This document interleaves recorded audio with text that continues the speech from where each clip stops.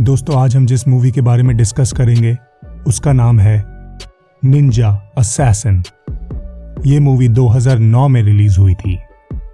एक ओजुनु क्लैन होती है जिसका लीडर होता है लॉर्ड ओजुनु। वो बहुत क्रूर, निर्मम और निर्दय होता है। वो दुनिया भर से इकट्ठा किए गए अनाथ बच्चों को निंजा बनाता है। इन्हें वो कहता है निंजा असैसिन्स। राइजो उनमें से ही एक अनाथ होता है। ओजुनु क्लैन की ट्रेनिंग बहुत कठोर होती है। राइजो के लिए तो और भी ज्यादा कठिन होती है क्योंकि राइजो को ओजुनु क्लैन का अगला लीडर बनना होता है। वहां पर राइजो की दोस्ती एक दयालु लड़की से होती है जिसका नाम होता है किरिको। धीरे धीरे दोनों की दोस्ती गहरी होती है और दोनों को एक दूसरे से प्यार हो जाता है। समय बीतता है और किरिको को ओरुकु क्लैन से नफरत होने लगती है और वह ओजुनु क्लैन को छोड़ने का फैसला करती है। एक बरसात की रात किरिको दीवार पर चढ़ती है और राइजो को भी साथ जुड़ने के लिए प्रोत्साहित करती है, पर राइजो मना कर देता है।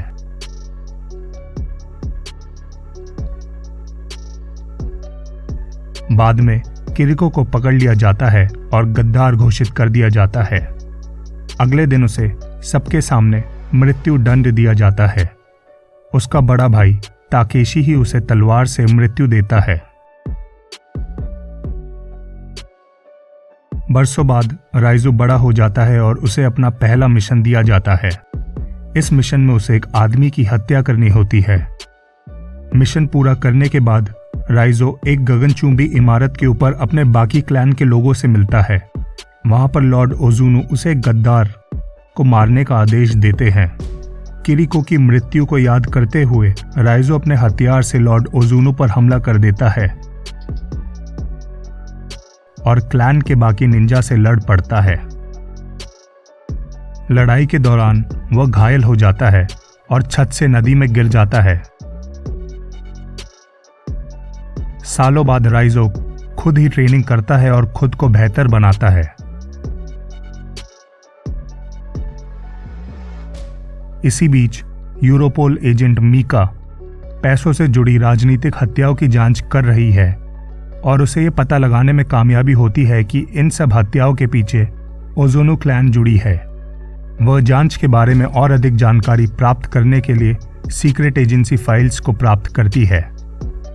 एक रात ओजुनु क्लैन के असैसिन मीका पर हमला करते हैं, पर राइजो आकर उसकी जान बचा लेता है। राइजो और मीका बात करते हैं और मीका राइजो को कहती है कि वह एजेंट रियान से मिले और राइजो मान जाता है। जब राइजो और मीका रियान से मिलते हैं तो वह राइजो को गिरफ्तार कर लेता है और इंटरपोल हेडक्वार्टर्स ले जाता है। मीका को लगता है कि यह उसके साथ धोखा हुआ, परंतु रियान मीका को दिलासा दिलाता है कि वह उसके साथ है और उसे एक ट्रैकिंग डिवाइस देता है। ओजुनु क्लैन के निंजा यूरोपोल ऑफिस में घुस जाते हैं। यहाँ पर राइजो को भी कैद कर रखा है। ओजुनु क्लैन के निंजा राइजो समेत सबको मारने की कोशिश करते हैं। मीका राइजो को मुक्त कर देती है। राइजो और निंजा की घमासान लड़ाई होती है और किसी तरह राइजो और मीका भागने में सफल होते हैं। इसी दौरान राइजो बहुत बुरी तरह घायल हो चुका होता है।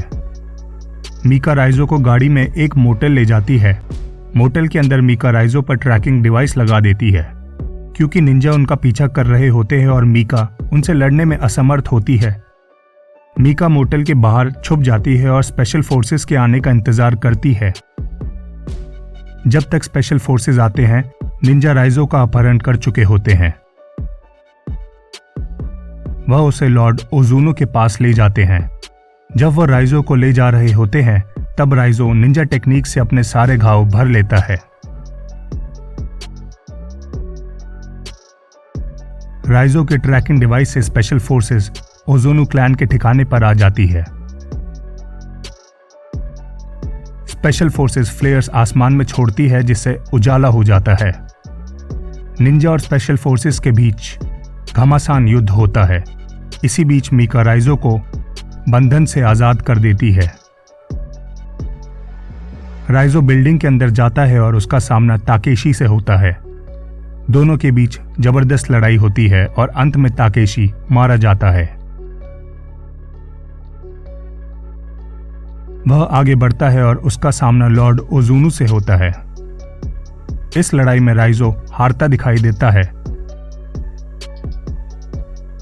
तथा मीका उसकी मदद के लिए आ जाती है। लॉर्ड ओजुनु मीका के सीने में तलवार घोंप देता है। इससे क्रोधित होकर राइजो शैडो ब्लेंडिंग निंजा टेक्निक का इस्तेमाल करता है और लॉर्ड ओजुनु को मार देता है। मीका का भी काफी खून बहता है, परंतु वो बच जाती है क्योंकि उसका दिल छाती की दाईं ओर होता है। राइजो ओजुनु को हराकर उसी दीवार पर चढ़ता है जिस पर कुछ सालों पहले किरिको चढ़ी थी। वह चढ़ने के बाद वहां से आसपास का नजारा देखता है और फिर मुस्कुराता है। वह पहली बार आजादी महसूस कर रहा होता है। दोस्तों, अगर आप ऐसी और मजेदार मूवीज की रिव्यू चाहते हैं तो इस चैनल को लाइक करें, शेयर करें और सब्सक्राइब करें।